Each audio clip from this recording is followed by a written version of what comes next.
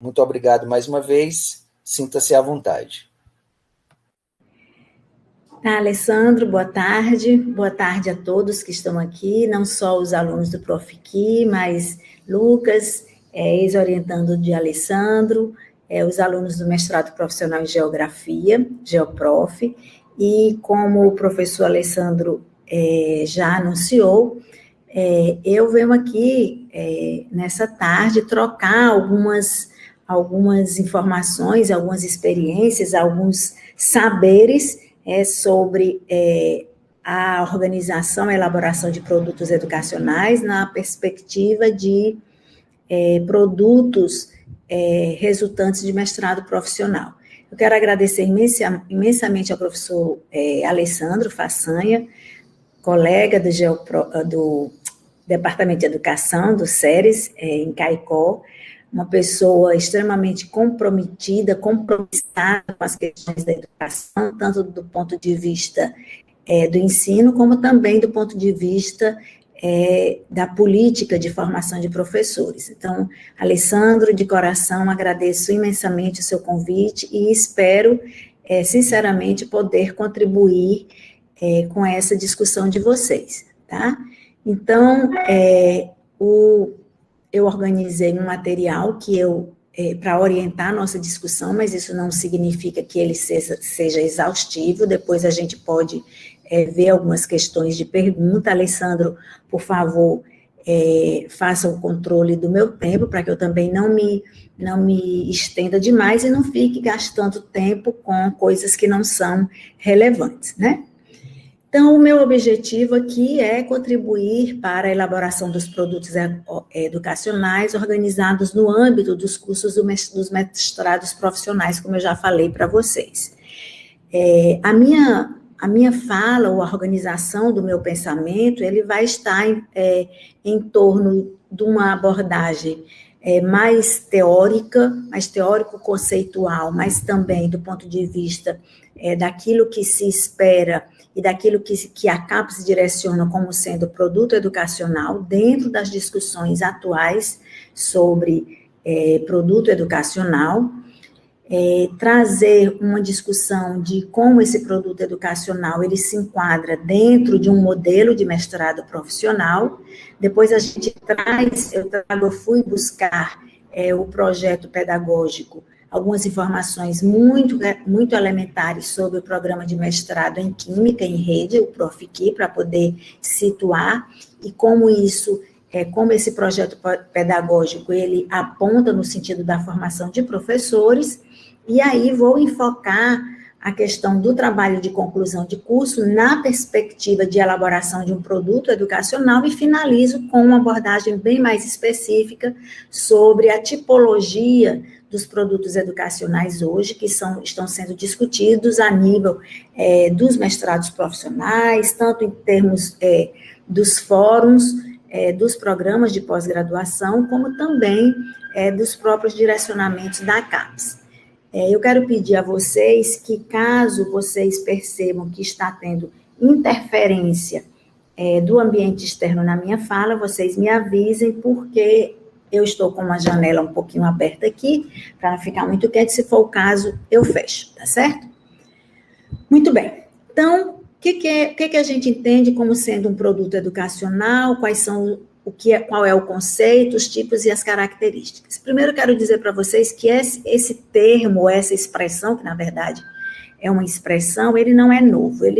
Se a gente for para a história da educação, esse produto educacional com o nome de material educacional, ele vem lá desde, por exemplo, a implantação do método lancasteriano no Brasil, né, ainda no século XVIII, com a introdução do método lancasteriano, o ensino mútuo no Brasil, como era chamado, o método do ensino mútuo, onde havia necessidade de se trabalhar na perspectiva de lições das coisas, e aí o material didático, o material de suporte ao ensino era muito importante. Então, não é um conceito novo.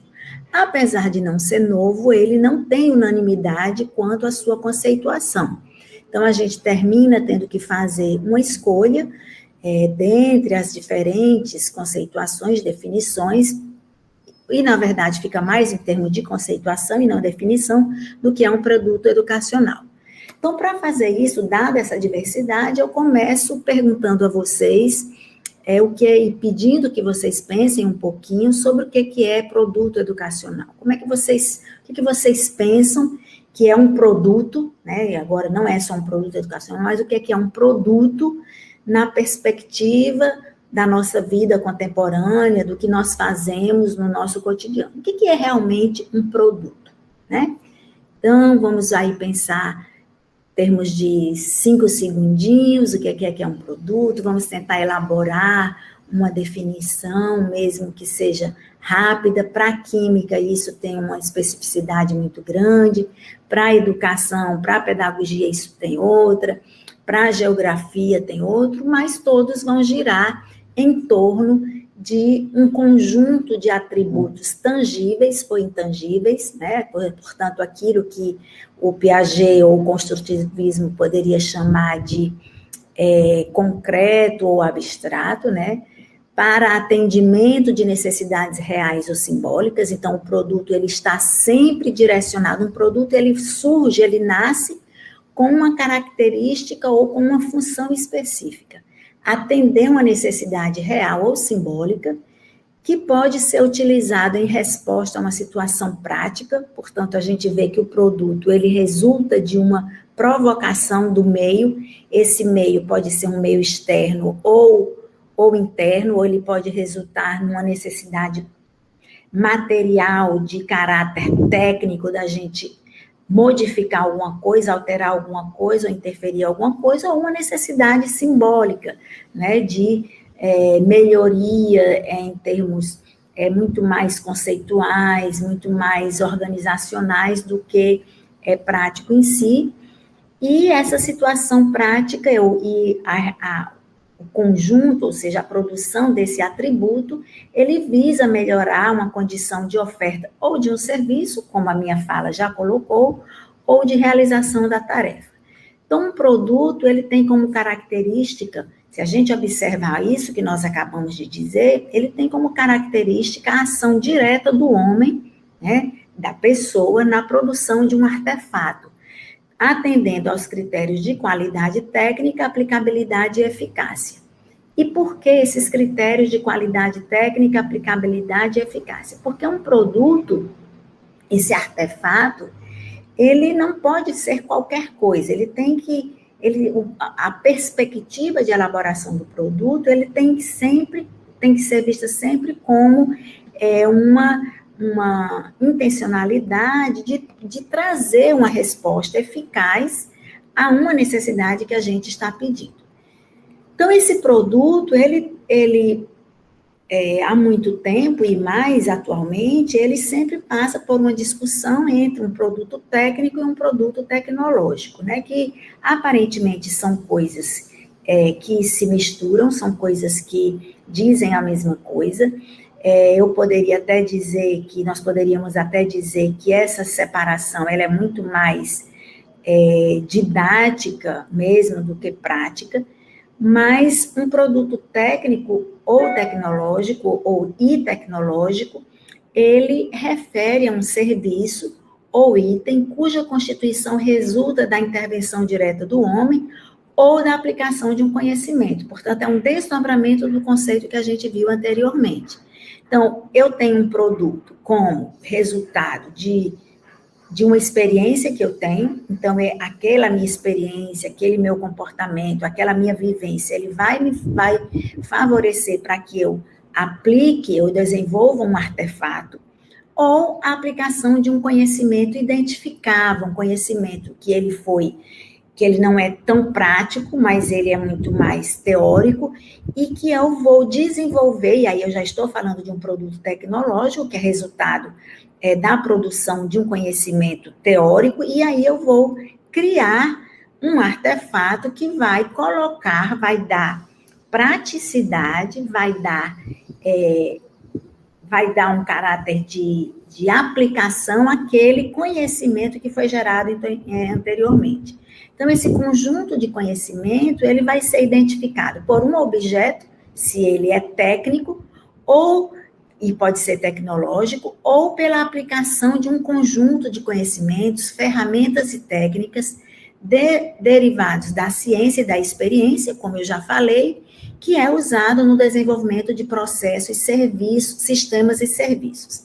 Então, nós vamos ver mais adiante que mesmo quando a gente está falando de produto educacional, eu posso ter como proposta de um produto educacional em um mestrado profissional, tanto o design de um processo, né, como de um sistema, como de um serviço. Então, um produto educacional, e isso a CAPES já discutiu isso amplamente, um produto educacional ele pode ter todas essas perspectivas.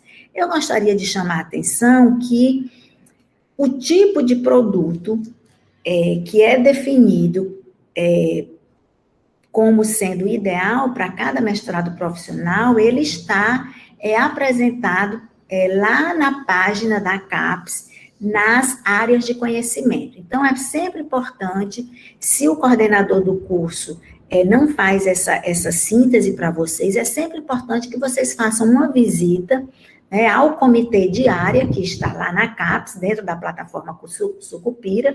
Você pode entrar tanto pela CAPES como pela plataforma Sucupira e ver lá, dentro da avaliação quadrienal, quais são os produtos educacionais que são mais, que recebem maior pontuação dentro do programa. Mas, de toda forma, o que a gente tem que entender é que um produto educacional, ele tanto pode ser um processo, e a gente vai ver o que é um processo, quanto um sistema, você apresentar um sistema, e aí a gente também vai ver exemplos disso lá no final da minha fala, com uma proposição de serviços.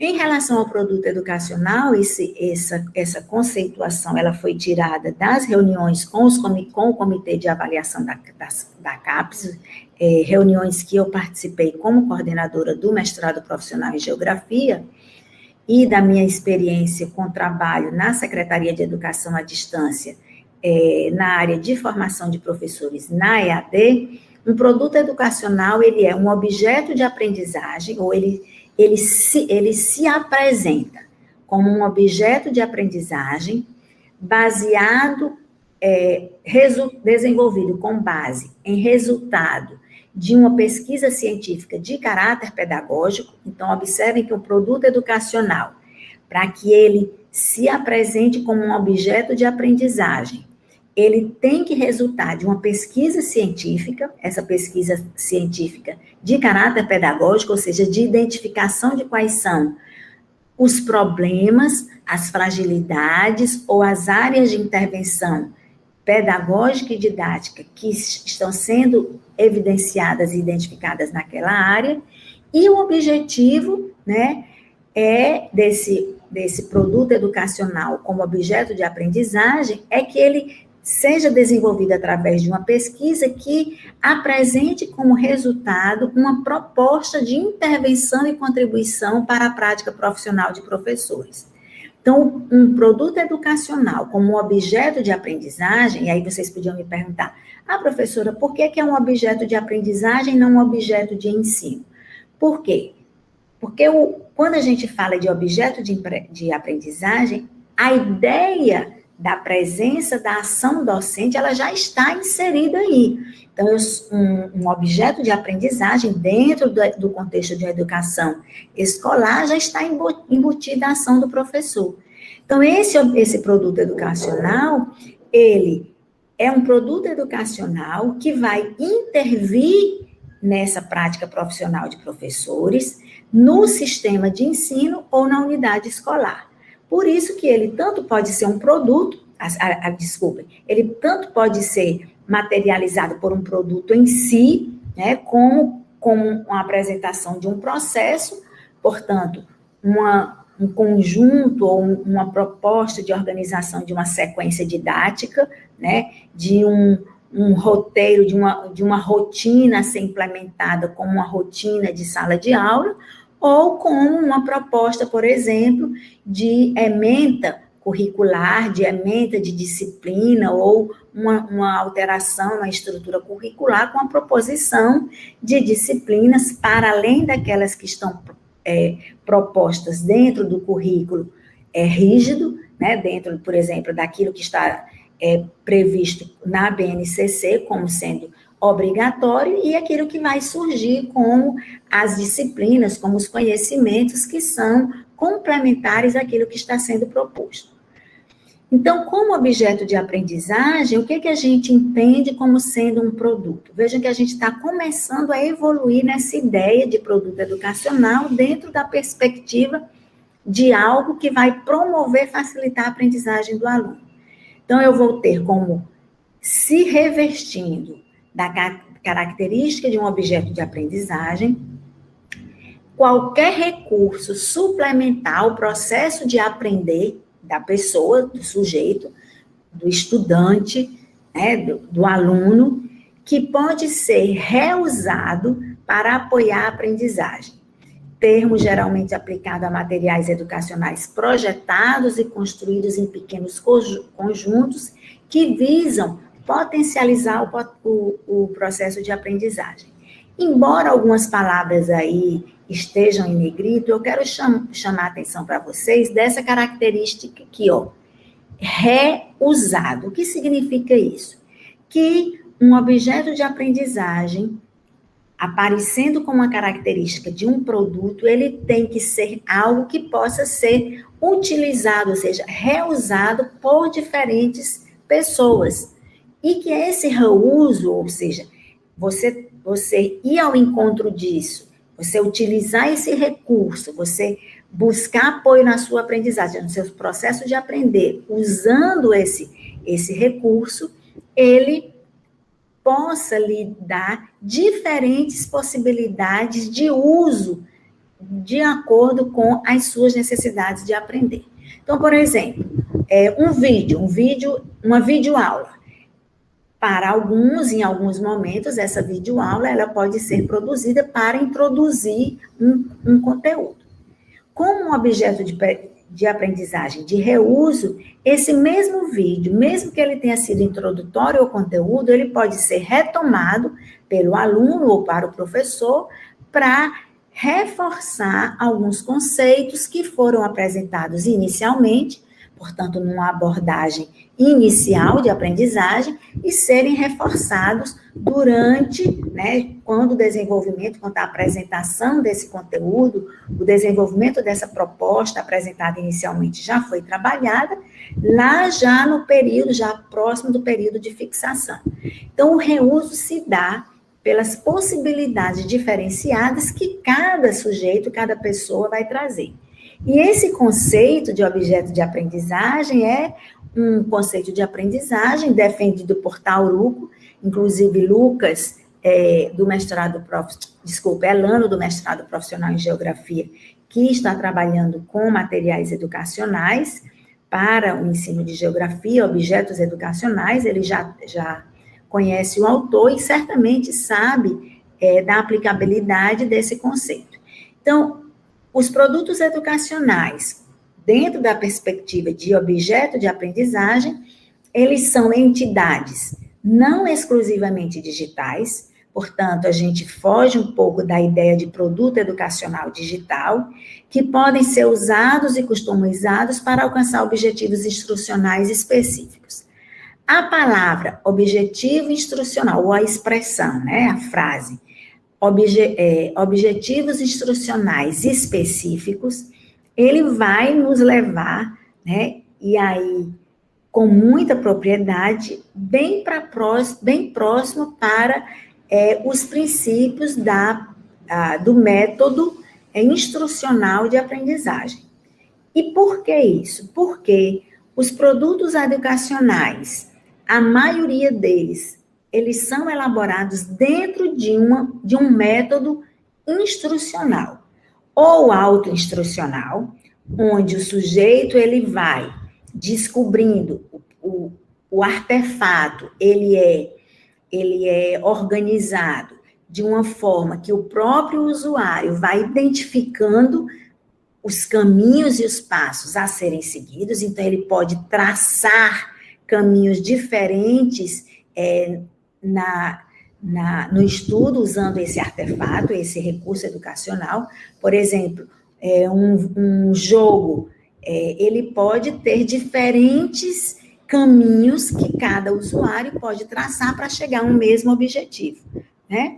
E ele pode também ser instrucional, onde não haja caminhos diferenciados, ou seja, para o sujeito, por exemplo, os cursos da educação à distância no modelo MOOC, eles têm duas características: a autoinstrucionalidade, porque eles vão respeitar o tempo de desenvolvimento, né, de progresso de cada aluno, mas também eles têm um aspecto, uma fase ou características que são bem instrucionais, ou seja, o aluno, o cursista, só vai evoluir se ele cumprir algumas tarefas que são definidas como obrigatórias dentro daquele curso.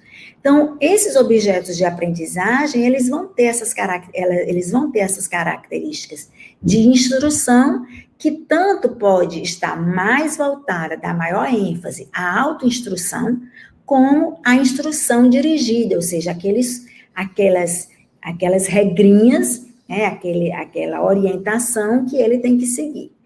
No material, nos produtos educacionais digitais, isso é mais fácil de você aliar as duas coisas, né? No material, no produto educacional analógico, a característica dele é mais de instrução, ou seja, de regras que definem o percurso do aluno e não que ele possa escolher esse percurso. Então, esse recurso educacional, fechando o que a gente está vindo até agora, é todo e qualquer objeto que sirva para auxiliar o trabalho do professor, para melhorar a experiência do estudante, tanto no sentido de organizar uma apresentação de conteúdo, quanto no auxílio ao gerenciamento do ensino e da aprendizagem. Ele pode também ter o objetivo de permitir maior interação entre professores e estudantes, bem como com a comunidade geral. Então, o recurso educacional, ele pode envolver todas essas características ou apenas parte delas. Elas podem, por exemplo, não ter o interesse de possibilitar o contato do aluno com o exterior, né, com uma realidade externa à escola, externa ao ambiente virtual de aprendizagem, se ele está dentro de uma educação online, ele pode não ter essa intenção. Ou ele pode ser montado visando, por exemplo, elaborar uma sequência pedagógica para que o aluno faça uma atividade em laboratório, faça uma atividade de campo, onde a discussão dele, a proposta dele vai ser muito mais de apresentar roteiros, apresentar orientações para que os alunos desenvolvam atividades para além daquilo que está posto. Então, eu vou só perguntar ao professor Alessandro se está dando para acompanhar meu raciocínio, se eu posso continuar aqui ou se é bom abrir para algum questionamento nesse momento.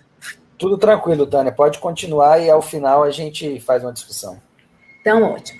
Muito bem. Então, quais são os tipos de recurso educacional que nós temos hoje? Nós vamos ter os recursos educacionais analógicos ou impressos, né?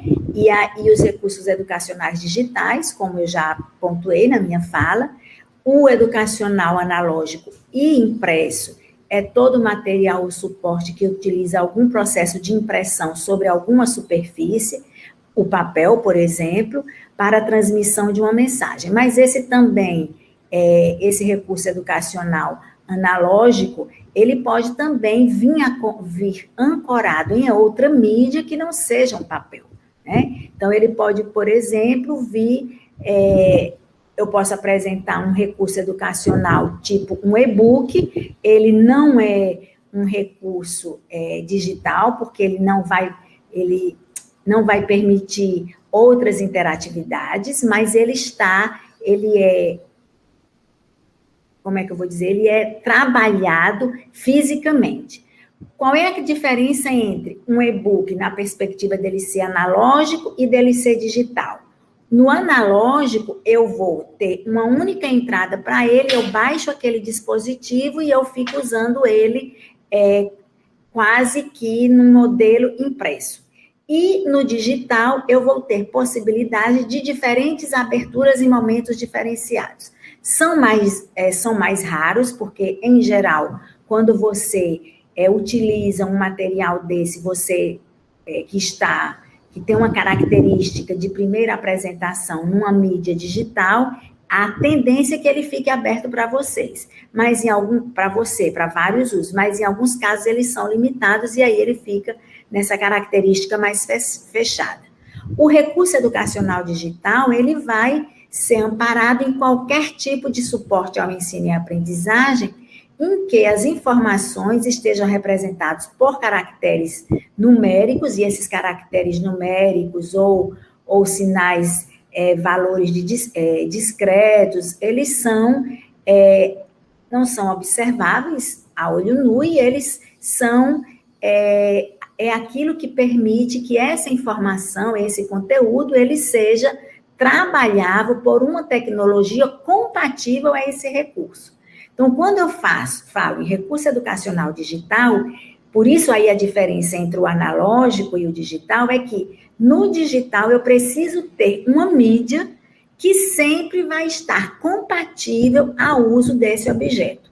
No recurso, por exemplo, que foi rodado numa mídia tipo um CD-ROM, que quase a gente nem usa, mas num dispositivo, numa plataforma específica, eu não vou precisar que ele acompanhe a evolução daquela tecnologia.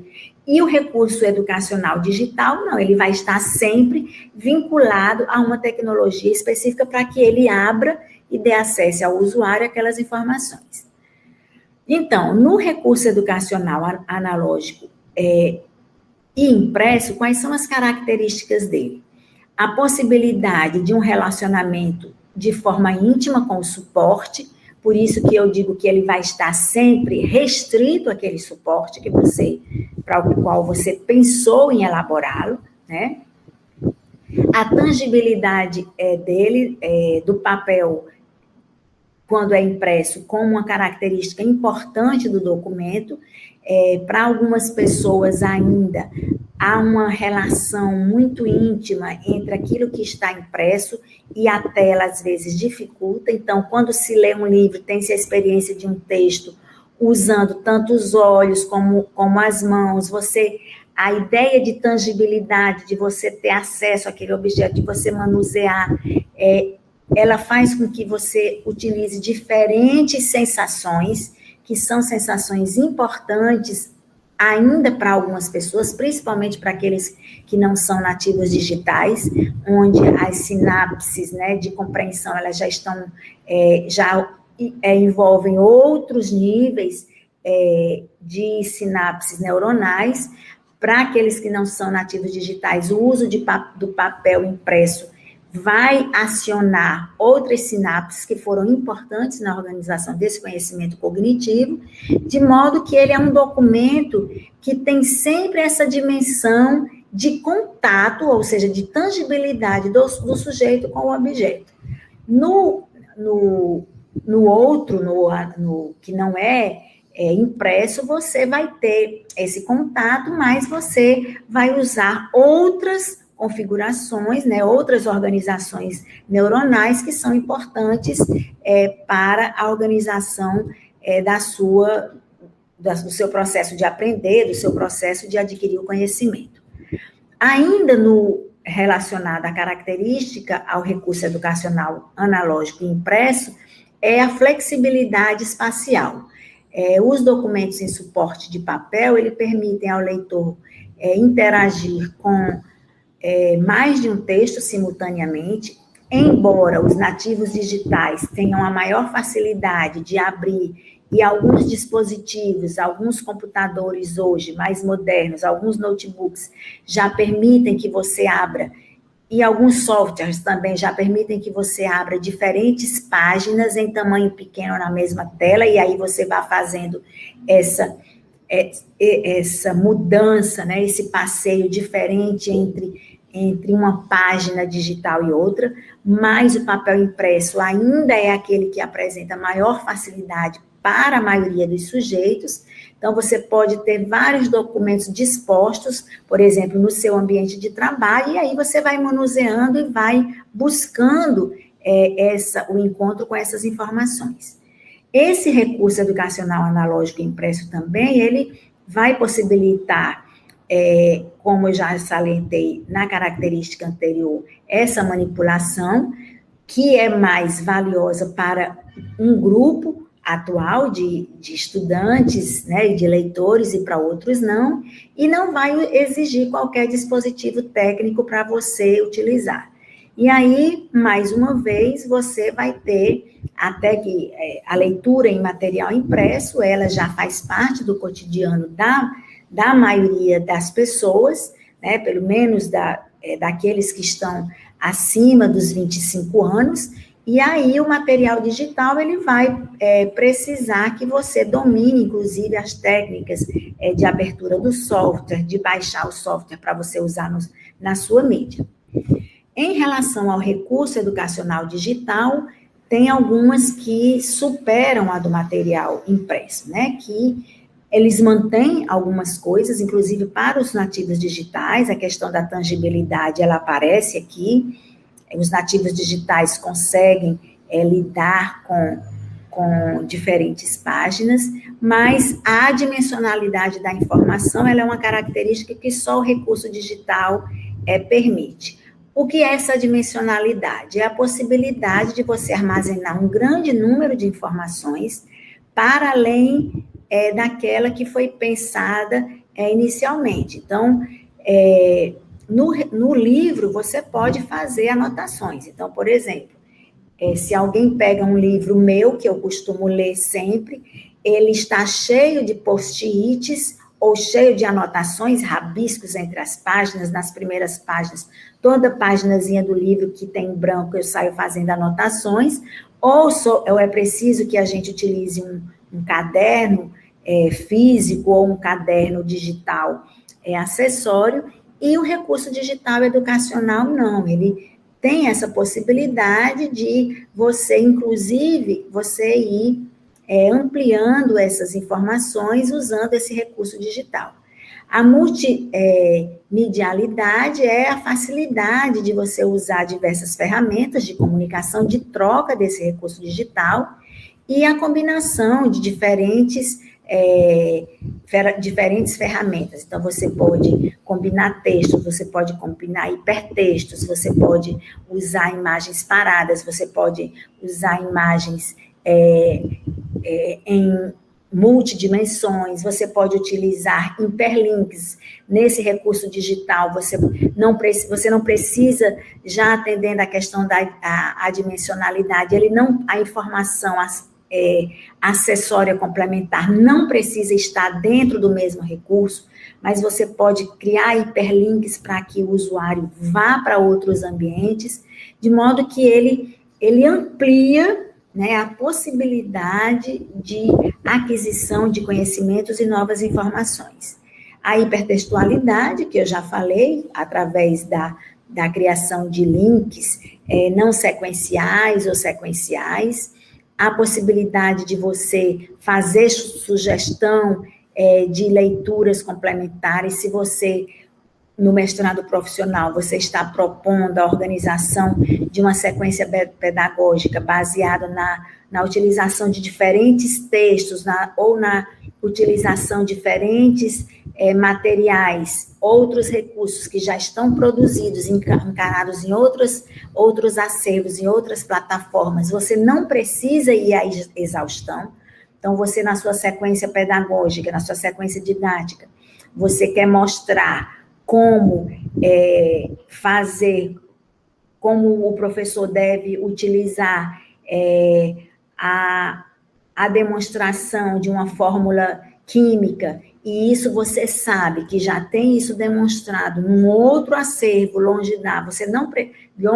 fora do seu recurso, você não precisa demonstrar ali novamente, mas você pode remeter para lá. E a manipulação e atualização do conteúdo, como eu já falei, a possibilidade de você retomar e você ir abrindo, não é, para novas atualizações, principalmente se você faz um recurso educacional, e esse recurso educacional, por exemplo, você registra como Commons, ou seja, um recurso educacional aberto, que aí você vai lá para os recursos educacionais abertos, e você ancora numa plataforma que outros usuários podem, inclusive, a partir do seu recurso educacional, utilizar o seu recurso educacional e dar sequência ao seu recurso educacional. Então, ele vai partir do seu inicial, vai citar você vai aparecer sendo citado naquele recurso educacional, mas ele vai desenvolver para além daquilo que já foi proposto para você. A outra possibilidade, característica, é a possibilidade de você estabelecer mecanismos de interatividade, né?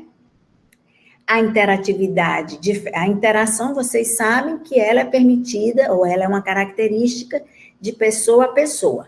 A interatividade não, é entre os processos mesmo. Então, você abre para questões, você coloca questionamentos, você estabelece tempos para que o usuário, o leitor daquele recurso educacional possa refletir sobre aquilo. Você pode fazer pausas no processo de aprendizagem, oportunizando para que o aluno ele desenvolva uma tarefa e possa, dentro de um tempo, postar para você e enviar para você posteriormente. Então, a interatividade é um elemento importante, e a personalização, né? Porque o recurso educacional, ele torna possível a individualização do conteúdo.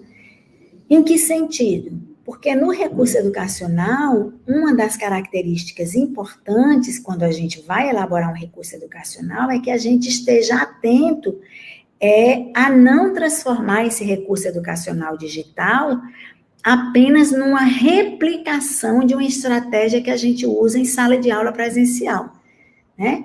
Então, eu posso até utilizar, por exemplo, uma videoaula, que ela é gravada, é um recurso educacional importante, ela é gravada, mas esse recurso educacional, apesar de ser gravada, essa videoaula, ele vai permitir que o aluno use em momentos diferentes da sua aprendizagem. Então, ele não precisa estar acessando no mesmo tempo.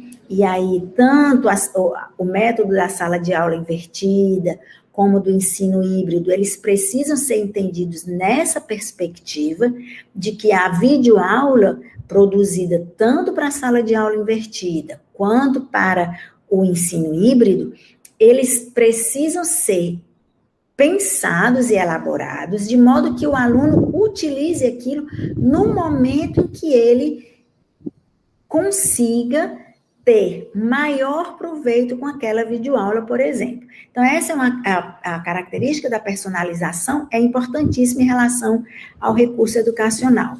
E não eu pensar numa videoaula como algo que precisa ficar restrito, por exemplo, só ao início da aprendizagem do meu aluno, só ao início da aula, mas que ele possa utilizar isso de diferentes formas. De modo que esse objeto de aprendizagem, na perspectiva do produto educacional, ele é uma junção entre uma proposta de um artefato educacional que vai ser utilizado no contexto do ensino, né, visando a aprendizagem do sujeito, do aluno, do estudante, e nessa perspectiva ele seja um recurso que auxilia esse processo de aprendizagem. Em relação ao mestrado profissional, como é que a gente vai encaixar essa elaboração desse produto educacional, tendo em vista o objeto e o objetivo do mestrado profissional? Para isso, a gente tem que responder uma segunda pergunta, né, dessa nossa conversa de hoje. Qual é o objetivo de um mestrado profissional? Eu vou colocar para vocês, enquanto vocês pensam aí, o primeiro disciplinamento oficial que chegou no Brasil sobre o mestrado profissional. E o de hoje, que é o que vocês estão fazendo, que já é agora mais recente. O de hoje a gente poderia pensar, aliás, a CAPES já aceita, a CAPES já valida, não é aceita, ela valida um mestrado profissional em diferentes áreas, né, tanto na licenciatura, no sentido da formação de professores, que na educação ela surge nessa perspectiva, que é o Profiqui, o Geoprof, mesmo não sendo um mestrado em rede, o Geoprof é um mestrado institucional, mas ele é profissional, o Prof. Letras, o Prof. Histórias, que todos são em rede, mas eles surgiram na perspectiva de qualificação docente, atendendo a LDB, a 93-94, de 1996, principalmente para capacitar, não é nem no sentido de, desculpem, de qualificação, mas era mais no sentido de qualificar para o exercício do magistério em áreas bem específicas. Mas o mestrado profissional, atualmente, ele extrapola isso, né? Ele vai para outros ambientes, inclusive do bacharelado, embora o MBA no Brasil, como uma formação de pós-graduação, ela tenha muitas características do mestrado profissional, mas hoje no Brasil o mestrado profissional, assim como a CAP, como o doutorado, ele já vem em outras perspectivas de qualificação para o mercado de trabalho e para o mercado empresarial, principalmente.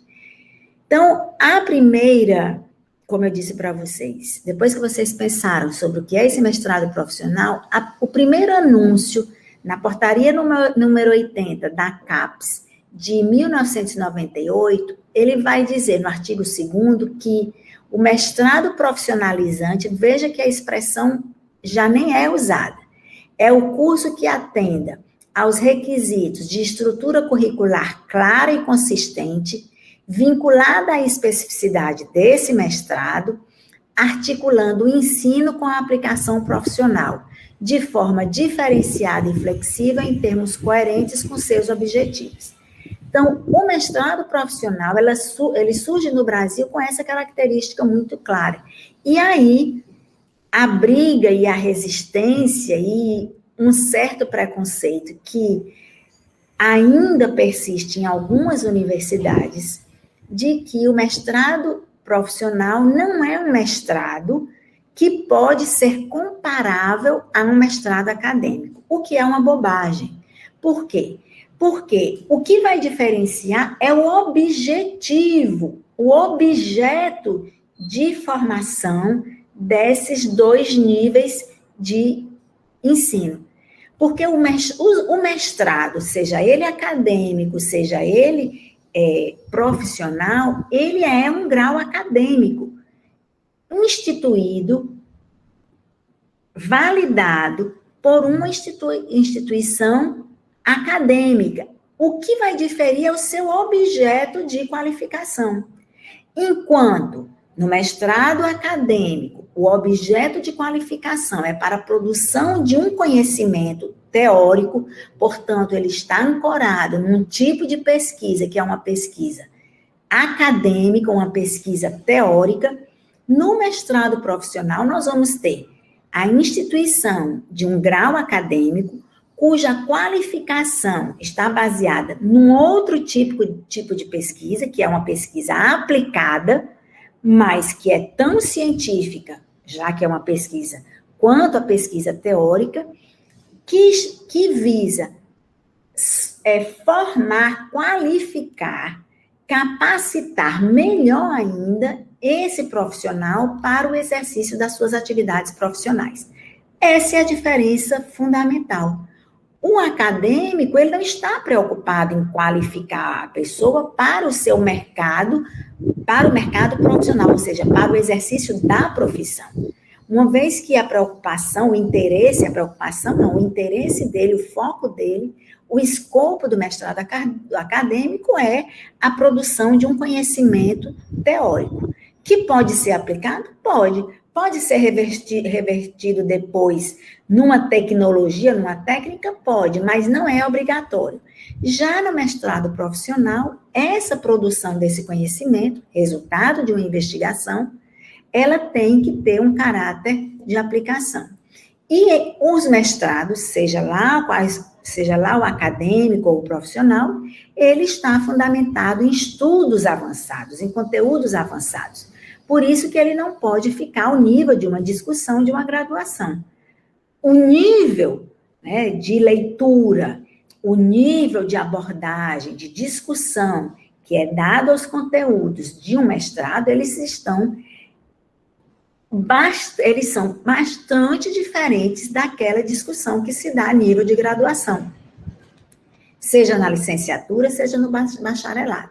E eles estão apoiados na pesquisa, na investigação. Portanto, é preciso que se vá ao objeto e se identifique qual é o objeto que será investigado.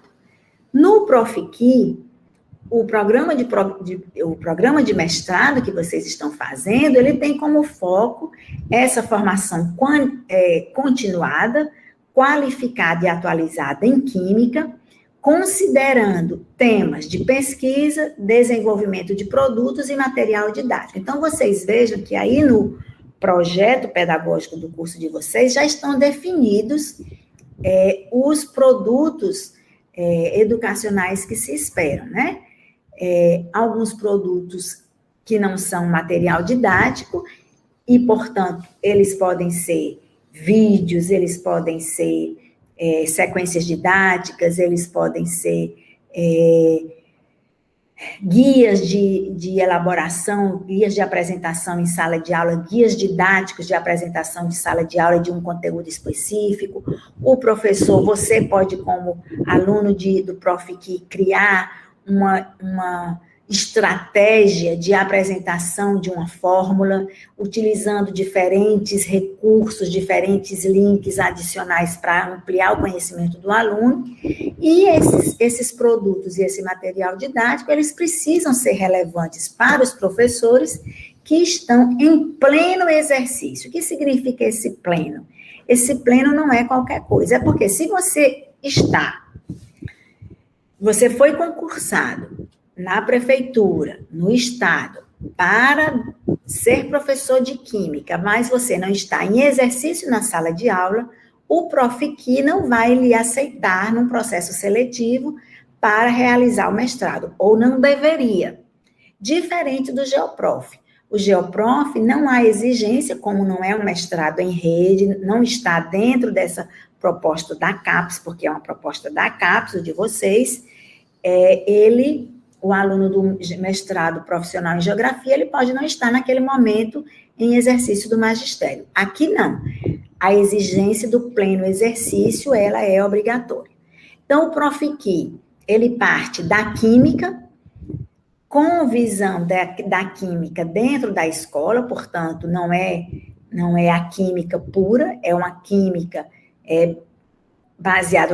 baseada nos conteúdos escolares, que se fundamenta numa investigação pedagógica que visa intervir no ensino e objetivando melhorar a aprendizagem dos alunos. E aí eu trago para vocês as linhas de pesquisa do Profiqui, que eu não vou me deter, que certamente vocês já leram, se não leram, isso é importante, e devem ter feito a opção na hora que fez a seleção, onde estão na primeira linha, novas tecnologias e comunicação, e aí está dito aqui o que é que vocês esperam que vocês produzam, né? Materiais multimídias de natureza didático-pedagógica, focalizando o uso dessa multimídia em plataformas móveis.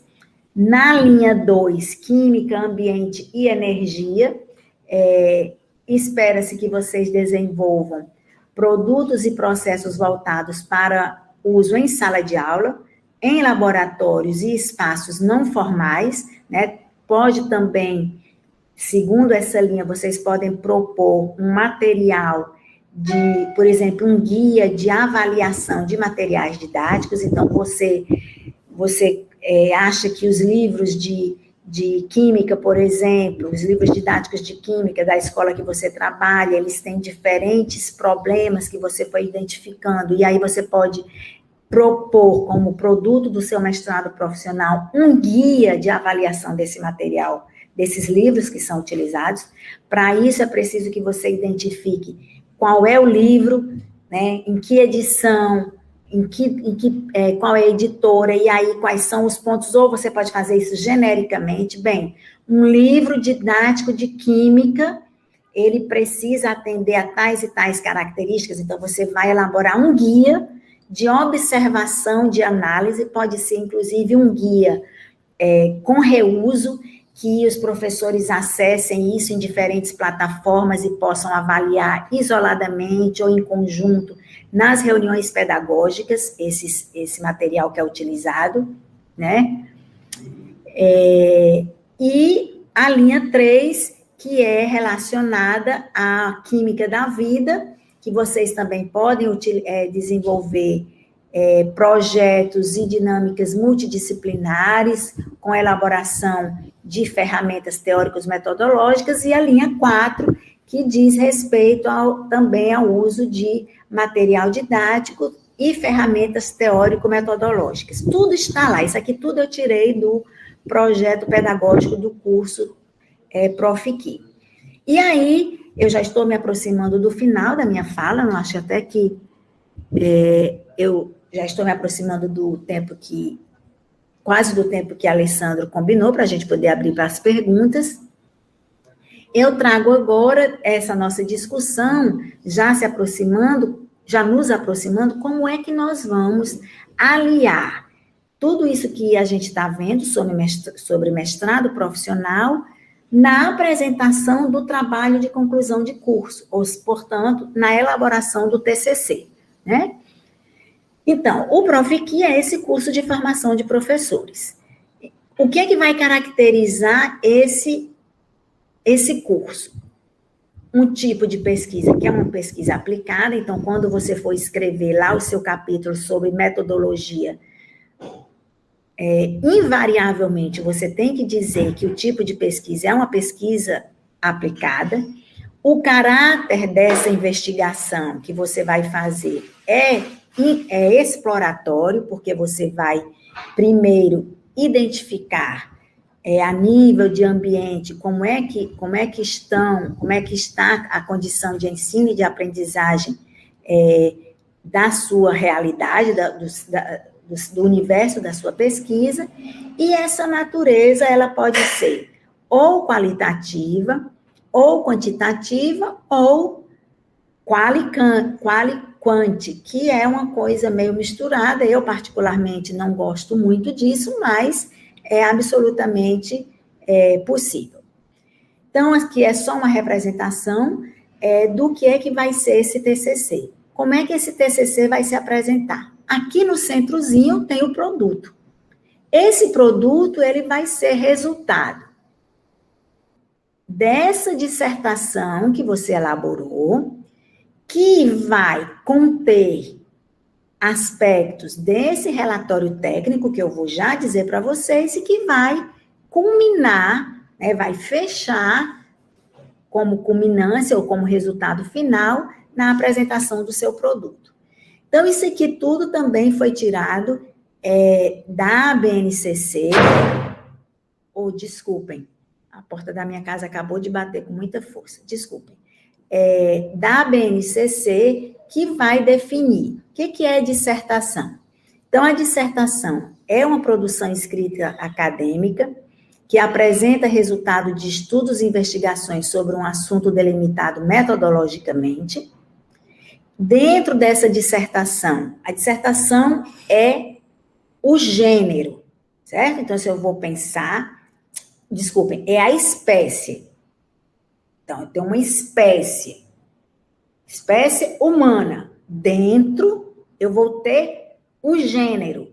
Então, eu vou ter o relatório técnico. Esse relatório técnico, ele está descrito lá na norma 107/19, é a descrição dos resultados e procedimentos de investigação técnica ou científica.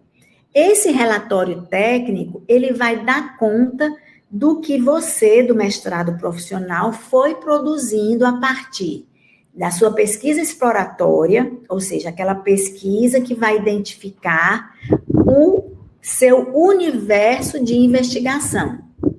Ou seja, vai identificar a unidade escolar, ou o sistema escolar, ou, por exemplo, o material didático, o nível que você vai utilizar o material didático. Então, o relatório técnico, a sua pesquisa exploratória vai dar conta disso. A sua pesquisa aplicada, ela vai dizer, ela vai descrever como é que você validou aquele produto que você está fazendo. Ah, professora, em 2 anos, praticamente, do ponto de vista prático, não dá para a gente validar um objeto.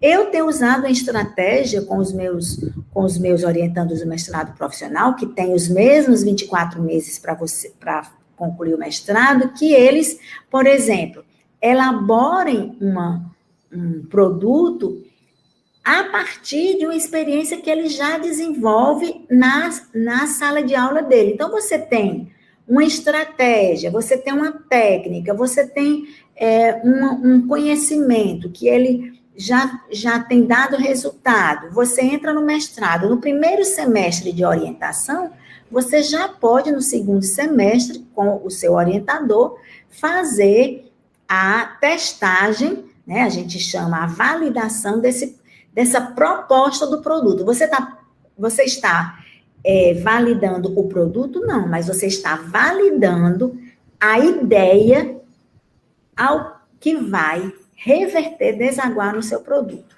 E o seu produto é esse artefato produzido como resultado da sua pesquisa exploratória, cuja destinação refere à intervenção no âmbito da aprendizagem e do ensino que você validou com aquela sua proposta. Então, o trabalho de conclusão do curso, e aí eu trago uma coisa bem prática, porque a Alessandro me disse que o interesse era mais nesse sentido, como é que eu vou produzir esse trabalho do curso? Então, o que você tem que fazer? Você apresentou, ou se você não apresentou, um projeto, quando você for entrar no mestrado, mas aí você precisa definir o que é que você quer estudar. Ah, eu quero estudar os livros didáticos, então isso é um objeto. Não, eu quero estudar como é que o aluno aprende química. Então, aí você pode estudar os hábitos dele, você pode estudar como é que ele utiliza. Não, eu quero estudar como o professor ensina tal conteúdo de química. Não importa. Você tem que identificar o objeto. O que é que você quer estudar no seu e apresentar como resultado do seu estudo. Aqui é sobre o seu interesse de estudo. A partir disso, você tem que definir qual é o seu problema, qual é a questão, qual é a sua curiosidade. Nessa história de questão, de problema, o aluno sempre vai ficar pensando, meu Deus, que coisa difícil. Não, qual é a sua curiosidade? Ou o que é que você desconfia que acontece na escola? Então, você vai estruturar em termos de uma pergunta, né, de uma hipótese que você quer responder ou que você quer validar sobre essa sua curiosidade. O método, como é que você vai conseguir fazer isso? Eu já dei as dicas que ele vai ser uma pesquisa exploratória, ela vai ser uma pesquisa aplicada e etc., por isso que está aqui. Qual é o tipo de solução que eu vou apresentar? Bem, o tipo de solução é o que vai caracterizar o seu produto. Eu vou apresentar um manual, eu vou apresentar um vídeo, eu vou apresentar um guia, eu vou apresentar uma sequência pedagógica, eu vou apresentar um manual, eu vou apresentar uma cartilha. Enfim, inúmeras coisas podem ser pensadas, né? Tem alguns livros sobre produção de conteúdos educacionais que são muito interessantes. E você vai validar, como eu já disse, eu sempre tenho orientado os meus orientandos de validar uma estratégia ou uma experiência que eles já têm, e isso vai resultar no seu produto final. Então, feito esse percurso de construção, o que é que você tem que pensar sempre? Que o seu TCC, ele tem que trazer uma contribuição, porque isso está previsto lá na CAPES, isso está previsto lá no projeto pedagógico do seu curso. Você está pensando em trazer esse produto para trazer fazer um upgrade na qualidade do ensino? Então, qual é a referência de qualidade que você quer utilizar? Porque a gente não dá conta de tudo. No mestrado, nem no doutorado, a gente dá conta de melhorar a qualidade do ensino em todos os aspectos. Não, então eu quero focar numa qualidade de ensino que melhore o tipo de aprendizagem. Numa qualidade de ensino que apresente subsídios, dicas de como implementar um desempenho de aprendizagem de modo a validar, aliás, a contribuir para a melhoria do índice de aprendizagem, do IDEB na minha escola. Eu quero trabalhar o ensino de qualidade da perspectiva desse ensino promover a ampliação de oportunidades dessa pessoa no mercado de trabalho, na vida em si, formas diferentes dele fazer inserção na vida social. O que a química pode utilizar, pode fazer com que essa pessoa tenha, inclusive, uma vida saudável, né? Ou então, naquilo que refere ao nível de convivência. Nesse diagramazinho de Venn que eu trago aqui para vocês, deixa eu ver se eu consigo ampliar, lá está ele correndo antes que eu queira, existem as abordagens que a gente pode buscar, tanto voltadas a uma pedagogia comportamentalista, como construtivista, como comunitarista, enfim, eu preciso, inclusive, ter esse direcionamento. Qual é a abordagem? Qual é o paradigma pedagógico que você quer desenvolver no seu TCC? Por isso que no mestrado profissional também, em geografia, estou fazendo propaganda, não estou só falando da minha experiência, viu? A gente tem uma disciplina onde eu trago que os alunos leiam os paradigmas educacionais, porque às vezes a gente desenvolve uma prática pedagógica e a gente nem sabe qual é o paradigma que a gente está usando. Então, o produto educacional, como resultado de todo esse percurso, ele tem que levar em conta essas dimensões. Uma dimensão técnico-científica, que é resultado de uma investigação pedagógica que me apontou aonde é que eu tenho que intervir. Uma dimensão pedagógica, que seja uma dimensão que seja elucidativa, orientadora, para quem for usar o produto educacional, possa usar de forma pedagógica, porque pedagogia não é só ensino, não. Pedagogia diz respeito à forma como eu vou utilizar isso na minha vida, então pode ser relacionado à aprendizagem também. Uma dimensão comunicacional, então a linguagem de um produto educacional, ela tem que ser objetiva, ela tem que ser direta. A gente não pode usar aquela linguagem pesada das dissertações de mestrados acadêmicos. A linguagem tem que ser uma linguagem que seja clara, científica, padronizada, língua padrão, culta, mas sem aquele rebuscamento teórico, né? Uma dimensão tecnológica, seja ela de uma tecnologia analógica ou uma tecnologia digital, e a dimensão organizacional, que isso é importantíssimo.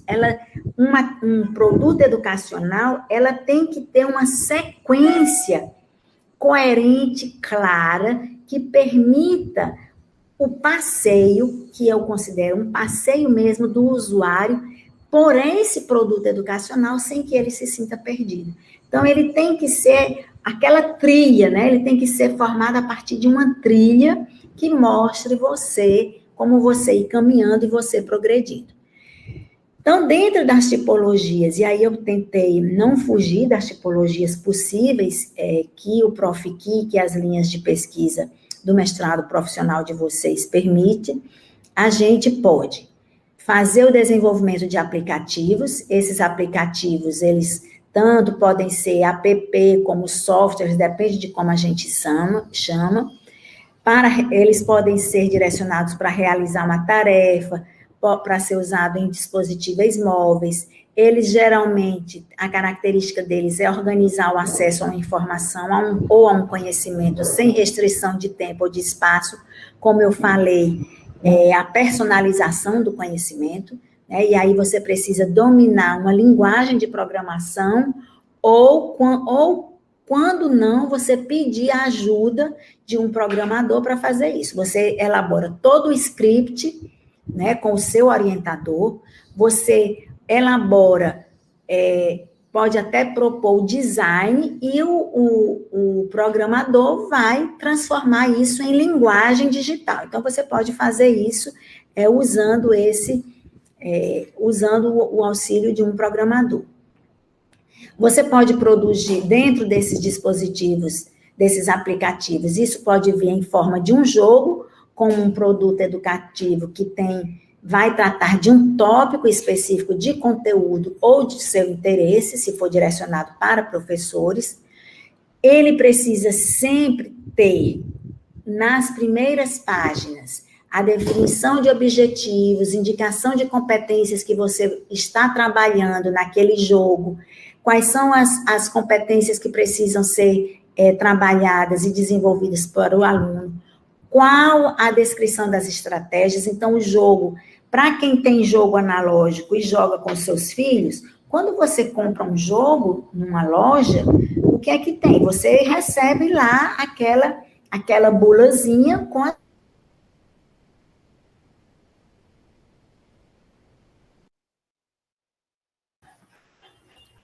Acho que deu uma travada, né? Enquanto destrava. Ai, travou? Travou, mas voltou, Tânia.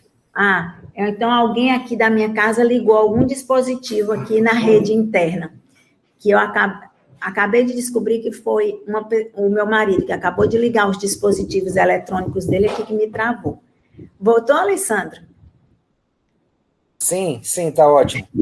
Tá, então, o jogo. Então, o jogo como produto educativo, ele tem essa característica. Então, você tem que ser bem pedagógico, né? E o laboratório de inovação, você pode também, esse laboratório de inovação, ele pode ser organizado em termos de um aplicativo, portanto, de um jogo, de um app, onde você vai desenvolver, o usuário vai desenvolver diferentes tarefas. Pode ser também, fora da ideia de um dispositivo, você pode elaborar um manual que tanto pode ser digital, como pode ser analógico.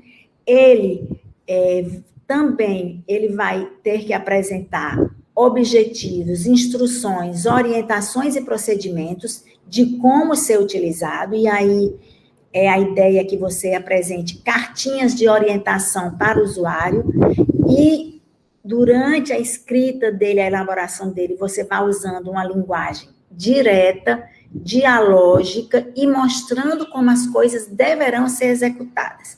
Então, você tem que... o manual é alguma coisa que você escreve e você vai retomando aquela leitura de modo que a cada leitura você vá tornando aquele manual o mais,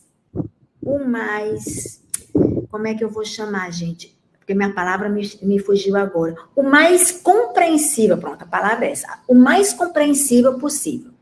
Porque, como o próprio nome diz, e aí se a gente for para uma definição de manual é uma coisa que você vai usando quase que solitariamente. Então, ele tem que ser bem instrucional, bem compreensível, a sua linguagem tem que ser bem direta, bem dialogando com o objeto do conhecimento, e mostrando como as diferentes tarefas deverão ser executadas e quais são os instrumentos que você pode utilizar para ampliar esse uso.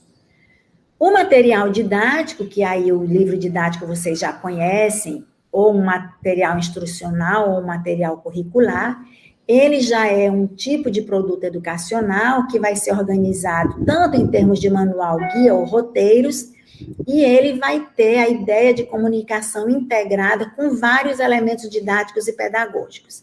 No manual, eu não preciso apresentar, nesse aqui, ó, no manual de operação técnica, eu não preciso apresentar conteúdos. Conteúdo de ensino. Eu apenas apresento roteiros, indicações de busca, inclusive, desse conteúdo. Aqui, o material didático, instrucional e curricular, aí é diferente. Eu tenho que trazer conteúdo de ensino para dentro desse material didático. Então, um manual, ele não é conteudista. O material didático, ele é conteudista. Então, ele vai ter também os elementos pedagógicos e didáticos, objetivos, conteúdos, metodologias e estratégias, e vai ter o conteúdo de aprendizagem.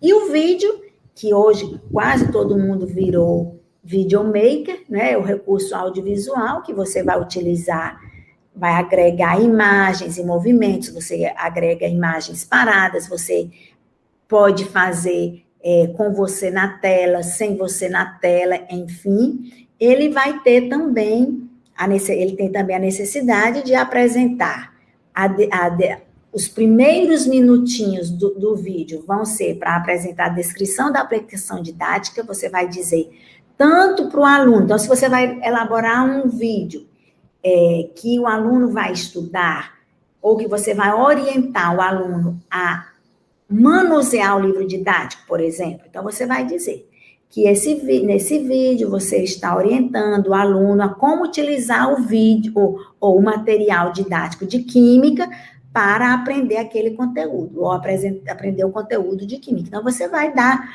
toda uma orientaçãozinha de como ele vai usar. Vai apresentar os objetivos que você quer que ele desenvolva, quais são as competências que você espera que ele aprenda. E na videoaula vai ser parecido, no vídeo é parecido com o manual e a videoaula é parecido com o material didático.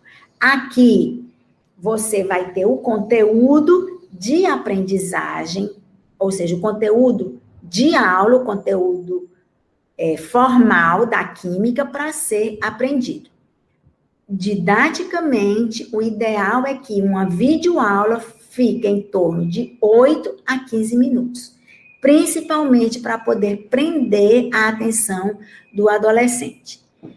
E você pode também elaborar os processos, né? Como eu falei, esses processos pedagógicos e didáticos, eles vêm organizados em termos de descrição e sistematização de intenções didáticas e pedagógicas relacionadas tanto ao ensino como à aprendizagem, e elas podem ser sequência didática, matriz curricular, uma ementa que você quer propor um componente novo, e aí você vai estruturar essa ementa com apresentação. Não é só a sinopse da ementa, né? Você tem que definir carga horária, você tem que definir distribuição do tempo por aula, você tem que fazer toda a estrutura de uma ementa de disciplina, um projeto de ensino, desenvolver uma metodologia, que tenha uma estratégia inovadora de ensino ou uma estratégia de ensino. E os produtos educacionais, portanto, na perspectiva da produção acadêmica contributiva para a qualidade do ensino, que foi o pedido do professor Alessandro, eles têm que estar ancorados nesses 3 pilares. Na pesquisa pedagógica, na intervenção na realidade educacional, uma realidade que você levantou a partir de uma pesquisa exploratória, e na aplicação da resolução desses problemas práticos, que você transformou a partir da sua pesquisa exploratória em um produto, ou portanto, em uma pesquisa aplicada para intervir naquele objeto. E é isso. Obrigada, espero que eu tenha conseguido dizer alguma coisa que a gente possa agora conversar.